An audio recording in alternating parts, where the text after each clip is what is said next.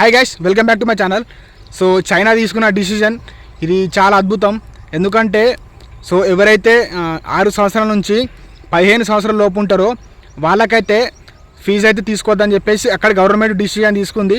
So ఎందుకంటే private schools present ఉన్న schools అయితే సో ఎడ్యుకేషన్ అనేది బిజినెస్ అయిపోయింది. అందుకని చెప్పేసి చాలా వేలకు ఫీజులు కలెక్ట్ చేస్తారు కదా. అందుకని చెప్పేసి చైనా గవర్నమెంట్ ఉంటాయి కదా, 6 సంవత్సరాల నుంచి 15 సంవత్సరాల లోపు ఉన్న పిల్లలకైతే ఫీజులు తీసుకోవద్దట. చైనా ప్లేస్లో నిషేధమట. సో అక్కడ గవర్నమెంట్ అలా తీసుకోవడం అదొకటి మంచిదే. సో సేమ్ అలాగే మన ఇండియాలో కూడా వస్తే కూడా బాగుంటుంది. బట్ అలా తీసుకోరు. బట్ తీసుకుంటే బెటరు. ఒకసారి అటువంటి డిసిజన్ కూడా మన ఇండియాలో కూడా రావాలి. ఎందుకంటే మన ఇండియాలో కూడా ప్రజెంట్ సో ఎడ్యుకేషన్ అనేది ఒక బిజినెస్ అయిపోయింది. సో ఒకప్పుడు ఎట్లుందంటే వేలకు ఫీజులు ఒక 9th 10th సో ఆ క్లాస్ వాళ్ళకు ఉండేది. బట్ ఇప్పుడు అట్లీస్ట్ వాడు ఒక 5th 6th కూడా ఉండలేడు. సో వేలకు ఫీజులు కలెక్ట్ చేస్తారు. అంటే డబ్బున్న పర్సన్స్ ఎలాగో అలా చదివించుకుంటారు. బట్ పూర్ పర్సన్స్ అనేది చదివించుకోలేకపోతారు. సో ఎడ్యుకేషన్ అనేది ప్రతి ఒక్కరికి ఇంపార్టెంట్ కాబట్టి ఎడ్యుకేషన్ అనేది ఒక పూర్ పర్సన్కి కూడా చేరాలి. కాబట్టి సో డబ్బు లేని వాళ్ళు కొంచెం ఇబ్బంది పడతారు. సో కాబట్టి అటువంటి డిసిజన్ మన ఇండియాలో కూడా వస్తే బాగుంటుంది. సో ఈ డిసిజన్ మీకు ఎలా అనిపించిందో ఒకసారి నాకు కింద కామెంట్ ద్వారా తెలపండి. అండ్ అలాగే ఇన్ఫర్మేషన్ మీకు నచ్చితే లైక్ చేయండి. సో అంటే చైనా మాత్రం సో ఇటువంటి డిసిజన్ అలా తీసుకుందట. సో మన ఇండియాలో కూడా ఫ్యూచర్లో వస్తే బాగుంటుంది. బట్ వస్తుందో రాదో. సో కానీ కాకపోతే ఇది ఒకటి మాత్రం నిజమే, ఎడ్యుకేషన్ అనేది చాలా ఒకటి బిజినెస్ అయిపోయింది. సో అంటే ఒకప్పుడు ఎట్లుందంటే గవర్నమెంట్ స్కూల్స్ ఉండేవి, ప్రైవేట్ స్కూల్స్ అనేటివి చాలా తక్కువ ఉండే.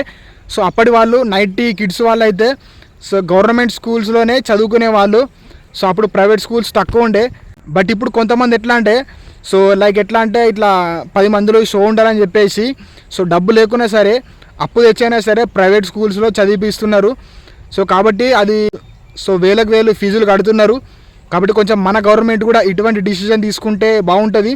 బట్ చైనాలో మాత్రం ఇట్లా డిసిజన్ తీసుకున్నారట. 6 సంవత్సరాల నుంచి 15 సంవత్సరాల వరకు ఉన్న పిల్లలకు మాత్రం ఫీజు తీసుకోవద్దట.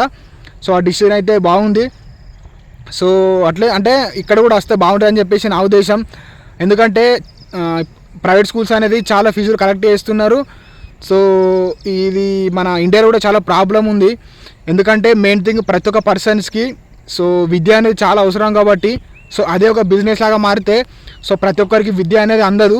సో కొంతమందికి ఎడ్యుకేషన్లో టాలెంట్ ఉన్నప్పటికీ కూడా సో డబ్బు ఉండదు.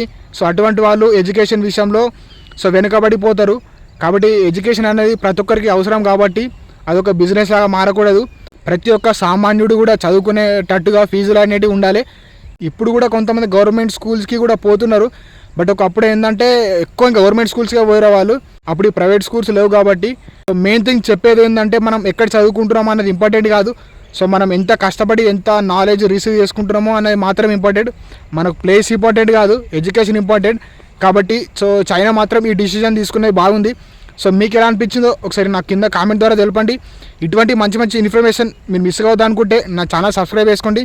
సో నా ఛానల్లో ఎప్పుడు ఎంటర్టైన్మెంట్ వీడియోస్ అండ్ అలాగే ఇటువంటి మంచి ఇన్ఫర్మేషన్ వీడియోలు వేస్తుంటా. సో మంచి కంటెంట్ కోసం నా ఛానల్ సబ్స్క్రైబ్ చేసుకోండి. మరి మళ్ళీ కొత్త వీడియోతో మీ ముందుకు వస్తా. Thanks for watching.